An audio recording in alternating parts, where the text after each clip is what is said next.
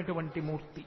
అటువంటి మహానుభావుడు ఏ చేతితో దశావతారాలలో ఉద్ధరించాడో ఆ స్వామి దర్శనమే దశావతార దర్శనము. అందుకే వెంకటాచలం వెళ్ళి చక్కగా స్వామి పుష్కరిణిలో స్నానం చేసి స్వామి పుష్కరిణిలోంచి బయటికి వచ్చి ఒక్కసారి అక్కడ ఉన్నటువంటి శంకరాచార్యుల వారి పాదుకలకి నమస్కరించి అటుగా ఆదివరాహస్వామి కోవిలకి వెడుతున్నప్పుడు ఎడంచేతి పక్కన ఉన్నటువంటి పద్మంలో ఏనుగులు పద్మ కింజిల్కములను వర్షిస్తున్నటువంటి గజలక్ష్మి యొక్క దర్శనాన్ని పొంది బయటికి వెళ్లి ఆదివరాహస్వామి దేవాలయంలోకి వెళ్ళినప్పుడు స్వామి ఇలా ఉంటే ఆయన వక్షస్థలం మీద ఇలా అడ్డంగా ఉన్నటువంటి లక్ష్మి ఆయన మాట్లాడుతున్నప్పుడు ఇద్దరు గుసగుసలాడుకుంటున్నారా అన్నట్టుగా ఆయన నోటి దగ్గరికి ఆవిడ చెవి వచ్చేటట్టుగా ఉండి ఇంత చిన్ని ముఖంతో చక్కగా కస్తూరి తిలకంతో ఉండేటటువంటి అమ్మవారు ఆ ఆదివరాహస్వామి భూమిలోంచి పైకొచ్చినటువంటి మూర్తి.